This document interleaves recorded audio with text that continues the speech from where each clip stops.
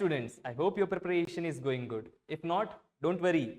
Sri Gurukula is here to help you. And I am Anmol Yadav. I will be your physics and mathematics mentor. I am an NEET graduate. So bring out your books. Let's make your preparation stress-free. Let's see question number 13. If sin A is equals to 1 by 2, cos A is equals to root 3 by 2, then find the value of tan A. So tan A is nothing but ratio of sin A and cos A. Sin A divided by cos A. Sin A is 1 upon 2. Cos A is root 3 by 2. So 2 and 2 will cancel out each other. So this will become 1 upon root 3. So tan A is equals to 1 upon root 3. I will be back soon. Till then, keep practicing. This is Anmol Yadav from Sri Gurukula signing off.